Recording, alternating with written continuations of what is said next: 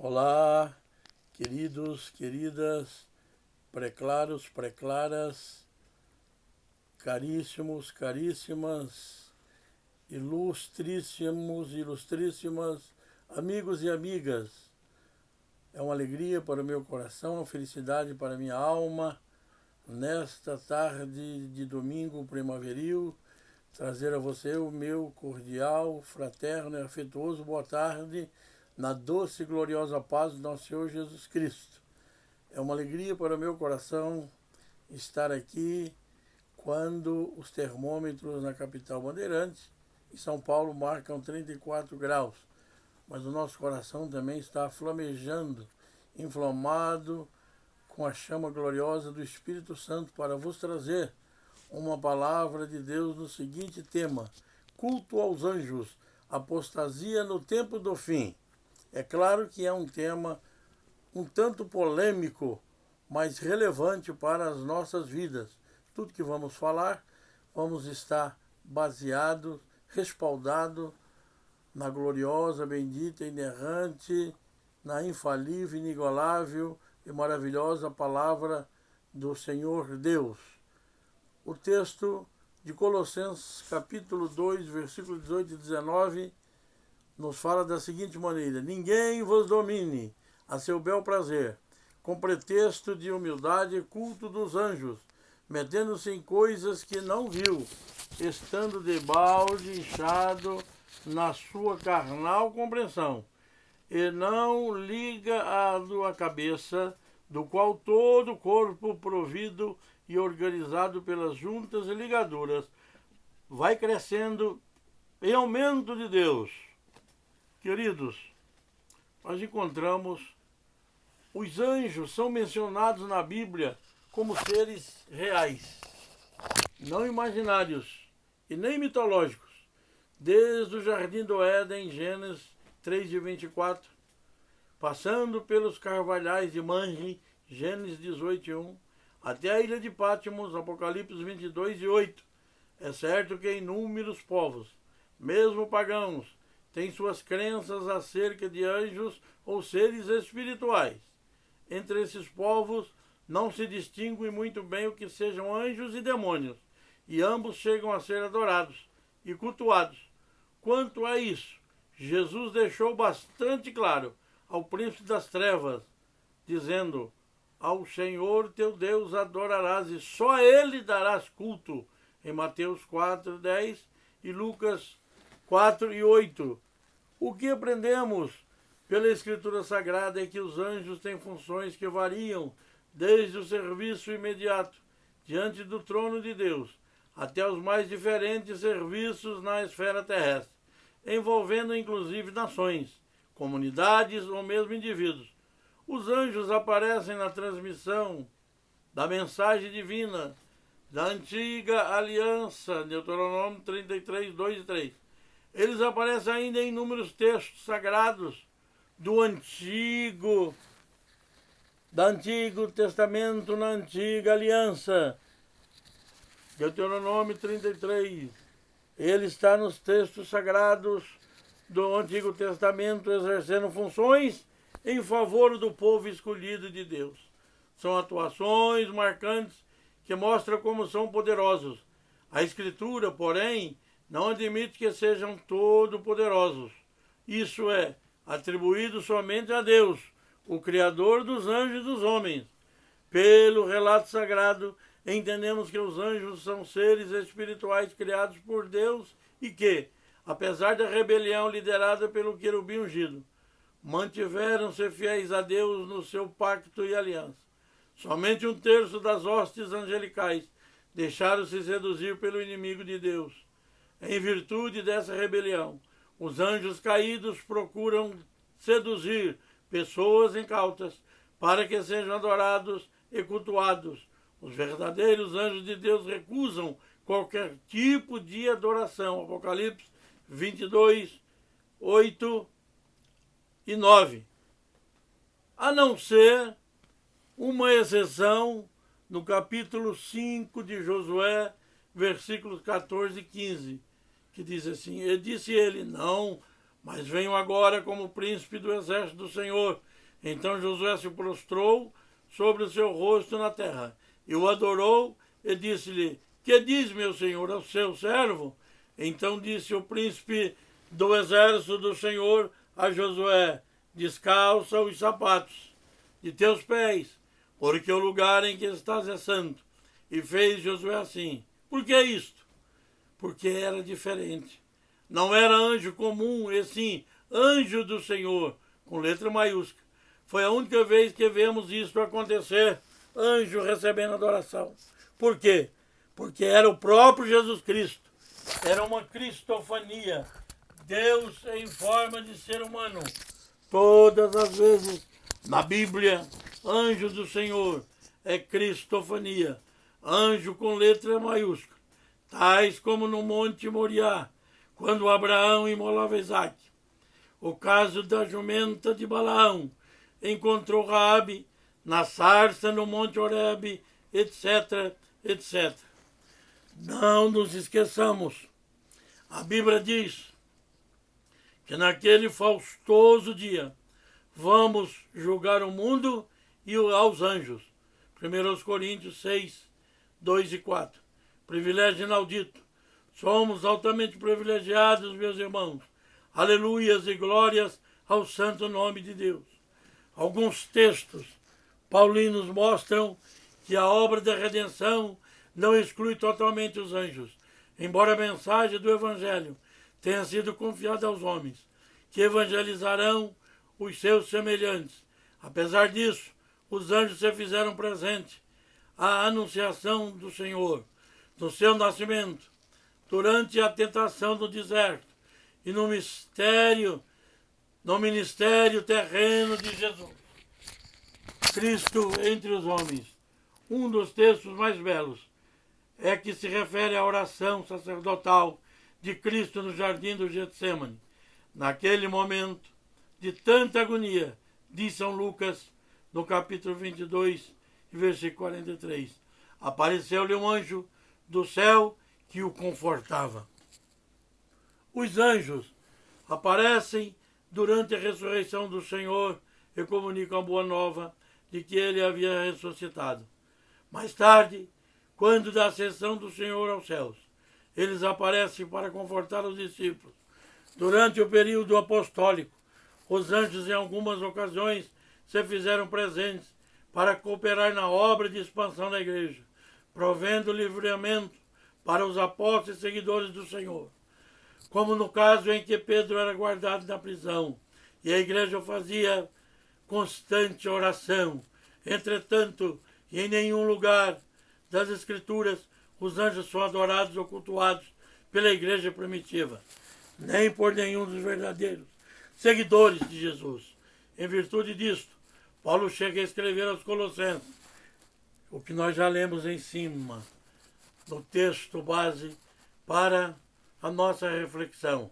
Parece que já naqueles dias havia um grupo de separatistas influenciado pelo gnosticismo vigente, praticando esse tipo de coisa e perturbando a fé dos cristãos, que de forma bastante ingênua deixava-se levar por esse tipo de misticismo pagão.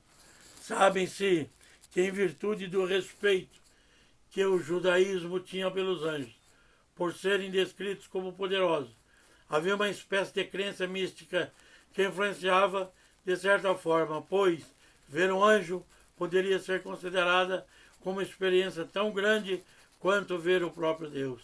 Talvez por isso a teologia judaica posterior ao cânon sagrado passou a encarar os anjos como mediadores entre Deus e os homens. E a posição tão elevada destes naturalmente fez com que alguns até o adorassem. Foi em virtude destas práticas que a adoração aos anjos penetrou sorrateiramente na cristandade através de seitas gnósticas, como já falamos, que incorporaram esta prática nos seus ensinamentos. Todavia, a prática não era aceitável pelos verdadeiros cristãos. Apocalipse 19:10. De acordo com a Enciclopédia da Bíblia e Teologia Justino Marte, informa que no século II depois de Cristo, Anno Domini. Havia cristãos que veneravam a hoste dos anjos bons, mas foi logo após os séculos IV, depois de Cristo, que o culto aos anjos tornou-se generalizado, sendo honrado especialmente o arcanjo Miguel. Os anjos figuravam com tanto destaque na arte e no culto dos cristãos medievais, a ponto de serem pintados nas grandes catedrais romanas com muita frequência e detalhes. Nesses cenários encontramos figuras de anjos adultos, adolescentes e crianças, masculinizados e feminilizados, como se passasse pelo mesmo processo biológico a que somos submetidos. Contudo, o Senhor Jesus, ensinando acerca dos ressuscitados, enquadrou-os na mesma condição dos anjos, que nem casam, nem são dados em casamento. Mateus 22:30. Com o advento da reforma protestante e o retorno às escrituras sagradas, aleluia, os líderes reformadores desencorajaram essa prática maléfica daninha no seio da igreja, e os liberais relegaram os anjos ao domínio da fantasia religiosa e poética. Entretanto, os verdadeiros crentes sabem qual é o real papel desses seres espirituais. O escritor aos Hebreus deixa bastante claro, como a luz do meio-dia, que todos eles são espíritos ministradores, enviados para servir e a favor daqueles que hão de herdar a salvação. Hebreus 1:14, Hebreus 2:5-9, 16-18 e 3:1-2. E tantos outros textos mostram que nossa fidelidade cristã deve ser inteiramente a Jesus Cristo, o nosso Senhor, aleluia, que se identificou conosco em carne e sangue, pagando o preço da nossa redenção. Jesus afirmou que só o Espírito Santo é o enviado do Pai como outro Consolador. É o Espírito Santo que testifica de Jesus para a sua igreja. João 14, 16-17, 15, 26, 16, 13-14. Alguns homens enfatuados no seu saber carnal acreditam que têm poder devido à proximidade de seus anjos guardiões. Em alguns momentos modernos da igreja cristã evangélica, têm surgido homens que acreditam que a iluminação ou revelação espiritual que obtiveram é mediada por anjos. Desse modo, procura entrar em contato com o ser divino, tendo como mediadores outros seres espirituais, aos quais denominam anjos.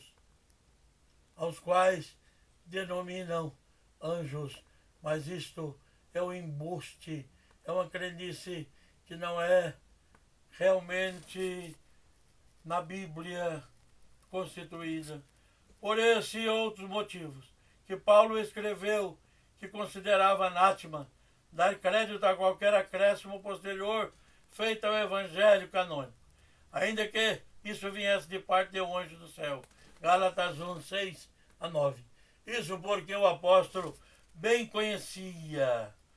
sabia os ardis do maligno e o poder das obras da carne, como atuando mediante uma mente natural e não submetida ao senhorio de Cristo. Convém, pois, estar atento para não cair na apostasia do culto aos anjos, uma vez que Satã e seus sequazes são o maior imitador, ludibriador, enganador e embusteiro. Seu poder de persuasão é tremendo. Veja bem, quando da rebelião contra Deus conseguiu ludibriar a terça parte dos anjos de Deus. Portanto, cuidado com as ofertas lindas, floridas, maravilhosas, vantajosas, mas é maligna, é da parte do inimigo, muitas vezes até pecuniária, lhe oferecendo vantagens e mais vantagens, etc, etc. Vamos estar atentos e não caiamos na cilada do inimigo, pois ele não vai oferecer coisas feias, horríveis, horrendas, é coisas belíssimas, é coisa que enche os olhos carnais, mas aqueles que têm a unção de Deus, o Espírito de Deus em sua vida, conhecem Jesus Cristo, seu Senhor, têm o conhecimento da verdade, discernimento, e não caem nessa cilada.